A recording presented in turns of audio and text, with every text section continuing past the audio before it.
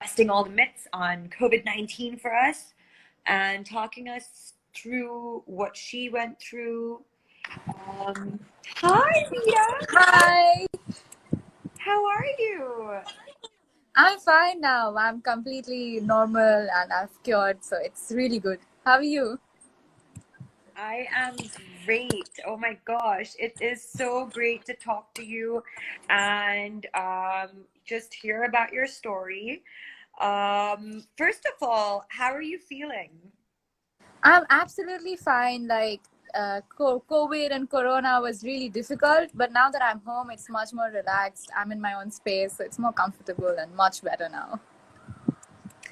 So, okay, can you start from the beginning for us? So, basically, honestly, I really wanted to talk to you because so many different stories have been passed around, like what Yeah. quarantine is like, what they do to you, what COVID-19, what the virus is like, how it attacks you, how difficult it is. Like, there's been so many like myths and so many like just so many, I think, rumors and misconceptions and miscommunication that goes on. And I think people need to hear it from someone like you who has actually been through it, who survived it, how you survived it, what was quarantine like, what was it like in the hospital, who were you able to talk to? Like, so, I mean, if you could just take us through from the beginning, I'd just like to ask you, like, do you know where you contracted it from, or do you have any idea where you might have contracted it from? So most, it's very difficult to track where exactly I got it from. But according to my symptoms and all, doctors suggest that it might be from either travel or the airplane or airport. Places are infected. You might get from an infected thing, maybe like a door handle or something, Wow. a table surface or anything. So that must be it. So was it when you were traveling back from London, right? Yes, And London. when I you studied there. arrived back into India, was that when you felt like you had symptoms of it and you went to get checked? Yes, so I landed on the 14th in Bombay. And when they do a thermal scan after everyone lands, they have a mandatory thermal scan for all passengers. And there was no temperature, there was no cough then. But on the 16th morning when I woke up, I had a temperature about 101. And then I also had a lot of dry cough. So we called the helpline to take some advice because I had come from a very highly infected country. And then Mhm. they suggested that we should straight away go get me tested and go to a government medical facility. So that's what we did. And I'm glad we That's did that. crazy though, Rita, because like that means there are people who were probably coming into the country who weren't showing symptoms, but even though they had done whatever routine checks they did, um, it wasn't detected. So they were allowed, out and about, and they were actually carrying the virus. Like yourself, you were actually carrying the virus, but you were not showing symptoms at that time. It just came out much later. Yeah, So, people don't declare. That's yeah. wrong. So it's crazy because I have actually been hearing that there have been people out there who haven't been showing symptoms but have been positive. Yeah. And Um, people who, when you carry the virus, you yourself don't know that you're carrying. So it's best to declare. Like in Bombay, there are so many hospitals which have been shut down for the same reason. Patients did not tell the doctor, and now the entire team of medical people who are in the hospital have been infected. So the oh, hospitals that's have to so be closed. terrible. So, Yeah. so out of your experience, do you suggest every single person who's been traveling or who feels that they have been in a highly maybe infected place or something should just not take any chances and should anyways? But okay, what is that process like? Because I mean, I feel a lot of people do not really know. Like, do we go to a hospital? Do we not go to a hospital? Are there at home, like, kind of like tests that you can do? Is there some place that you can go to? Because if I feel like I'm infected, I would be really scared to like meet anyone or go anywhere. Like, how do I get myself then like tested without harming other people? So I recommend self-isolation, first of all, if you think that you might have something or you have traveled, because that's what I did. After I came, the 2 days that I was home, I did not meet my parents. I was in another room. I was eating there. I was sleeping there by myself and doing everything by myself. And that's how my parents did not get the virus. They were tested Wow, negative. that's So amazing. social distancing is extremely important as the government is asking us to do. Amazing. So wait, so did you go to the hospital? Yes, I went myself. So how did you get there? The symptoms. I had Hello? symptoms. My mom obviously drove me there. Hello? Sorry, Rita, my connection is so bad. Yeah, everyone's connection these days is terrible. Yeah, Yeah, it's so terrible. yeah, it's terrible. So I had some symptoms and Okay, so I tell me decided to go something. What myself. what was the treatment like when you were there? Treatment was mostly medicines. So the hospital had all the facilities a hospital should have. So there was an Mhm. isolation ward with a bed, my own bathroom. Facility, There yeah. was AC in the room. There was a heater for hot water. There was also a small space for, Okay. like a balcony where I could go and walk. So it was everything that a hospital Wow. should have. Yeah. Okay. And okay, this is, I mean, what was it like to actually go through the virus? Like, was it actually painful? Is it something like, was there a lot of pain and hurt and like, I mean, was it difficult? I mean, like, I mean, I've seen some videos of people who have been short of breath and they can't breathe and they just look like they're going through hell. Was that something that you went through recovering from this No, while you were that doing it? happens. That happens when your infection spreads. So mine was detected while it was in the throat. It did not have any time to go to my lungs or give me shortness of breath or anything. There was Okay. obviously some oxygen level changes in my body because of the virus. Yeah. So that caused a lot of fatigue. So while I was at the hospital, I was basically either resting or sleeping or sitting and reading. Only the last few days when one of my tests came negative, after that I could do some yoga. And I'm very pro yoga, so a little bit Yay, of me yoga and too. So wait, so how long did that take then? So how long were you in the hospital for? 14 days. On the 14th day, the second test that they did turned out negative, so I could Mhm. go home. Oh my God, and what was your first thought when you like were when your test came out negative? I was so happy. Like, I survived the pandemic. So there was no bound for my happiness. I And I was know, I can extremely imagine. grateful, yeah, to And don't everyone you there. just feel like you have like this new lease of life and like Oh, life is something yes. that you just have to be appreciative of and just pay much more attention to and be more loving and kinder to people and I mean and how like there's so many silly small things that we fight about and fret about and complain about, but actually it's meaningless when you're sitting in a hospital, you know, surviving something like COVID-19. So it's everything just turns out to be so frivolous, right? So, Yeah. well, So now now that you've I think, survived, yeah, yeah, now I think I have a new meaning to life. I appreciate it much more than I used to do. I value things that I've been taking for granted for that's so long. amazing. And I'm genuinely very happy now. Yeah. Yeah. Well, Rita, keep that up because that is, I mean, seriously, you have been extremely blessed. Unfortunately, there have been many deaths like around the world from COVID-19, and you have survived it. So your story is a miracle story. And you know always be reminded of what you've accomplished and what you've survived, and keep that spirit up. But I think what was interesting was how you said that you used like a lot of yoga and you used a lot of like dance, and like you felt like these things really helped you um kind of return back to normalcy and back to life and get your immune system going and all that kind of stuff. So, is there anything else like you want to add to that, or you want to elaborate on? Yes, it is very important to, accept, first of all, because patients who have turned to depression or who have anxiety after they realize that they have COVID-19 or anything like that. Even quarantine is making people so depressed. So the Yeah. first thing is that they should accept, like, there is no choice other than what you're doing, other than being in isolation or being quarantined. So Yeah. if they accept it, if they accept that what they are doing has to be done, like even the house chores, because no one has staff at home, then they'll be a lot more happier than they actually are.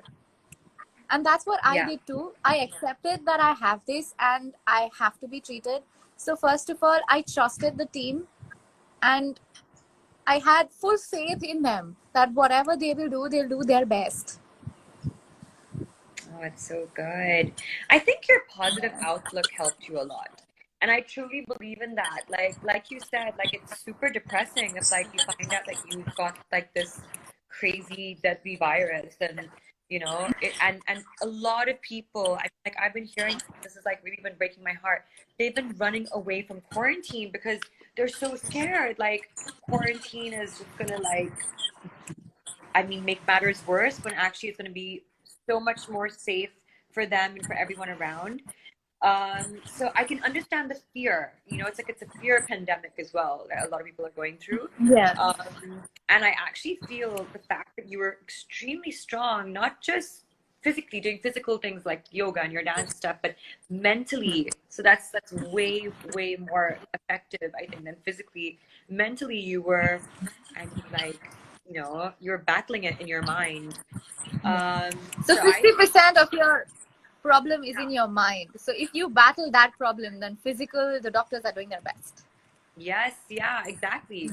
Really well said. So is there anything else now like that you have to do or maintain? Like, okay, so I heard something, you'll be able to like tell me if this is right or not. So I heard when you come out of COVID-19, um, your lungs are so impacted that it takes time for it to get back to normal or something. Yeah. I mean, like, oh, is that right?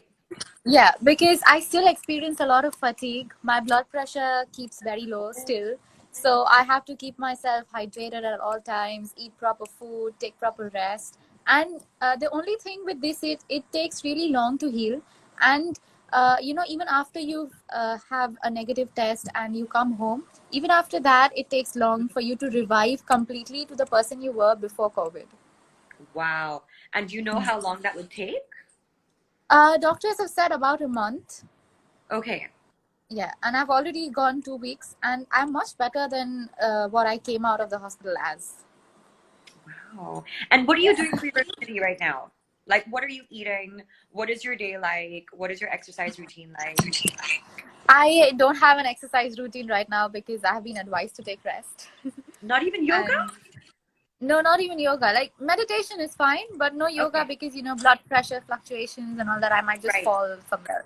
Yeah. Okay. So after 1 month, I can do that. But otherwise, I just help out mom a little bit at home, and then I'm cooking a little bit, baking a lot Good. because I'm a pastry Oh, chef as well. So yeah, you're a that's pastry fun. chef as well? Yeah. Yeah. Oh my God, amazing. I find that so therapeutic. So I have been trying to make muffins. I've made two really bad batches. So maybe I'll get some tips from you then, Rita. Okay? Definitely. Yeah, you need to help me. I've been trying to make banana muffins. Both my attempts have failed miserably. No one has dared to eat them. A few people dared, but then, like the second batch, no one dared again to eat them. So, so I definitely need some advice with that. Sure. I wanted to ask you when people, when you came back home after like your COVID-19 experience, were people like did you feel people were like a bit hesitant to be around, or did you feel like people still had misconceptions, or did you like how did you feel?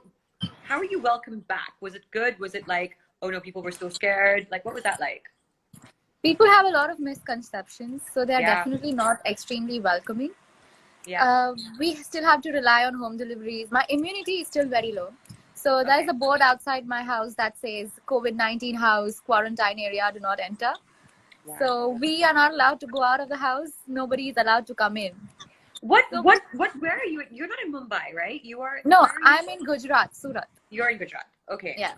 So the SMC is helping us out, but like some other vendors, they just don't come near because there was this thing with my case. I was the first case in Gujarat, and Yeah. before my test results came out positive, people had made my pictures, my name, my address, everything viral, and declare that I was positive without the hospital even declaring, or my test actually coming out positive.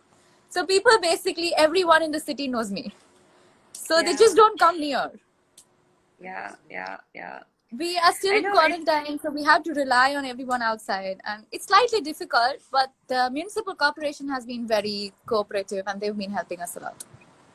That's great. I love the fact that, officials have actually been there for people who are suffering and, who have contracted this. And I think like that's what a lot of people are scared of. Like they're scared that, it's the end of the world if you get it and that's it. And then, what's going to happen. But I don't think they realize that there are actually specialists out there. There are actually people who care. There are actually people who are risking their lives, actually being in hospitals, treating you, doing their best, with quarantine, with this, with that. Like, so I think people need to get out of their heads. If they feel like they're experiencing symptoms and stuff, they need to let people know, just so that it doesn't spread anymore, and not run away Yeah. from it, not be afraid that, they won't get taken care of and stuff like that. So, but okay, I'm gonna just ask a few more questions. I think, you should go back and relax because you really kind of have been through a lot. So I'm not going to take up much more of your time, Rita. But last but not least, I'm sorry, but like I'm on this chat every single day with my friends. I have a family chat and I have a friends chat, and like all we discuss all day, and I don't know if you do the same thing, is when will this get over? What's gonna happen? Like all of us have these like these little conspiracy theories, like, oh my god, this is what happened, and no, they're saying not till next year. Things won't go back to normal till October. Quarantine's gonna go on forever. Like, so I mean, I'm pretty sure that you have like these discussions at home and stuff as well. And Yes, we do. Yeah.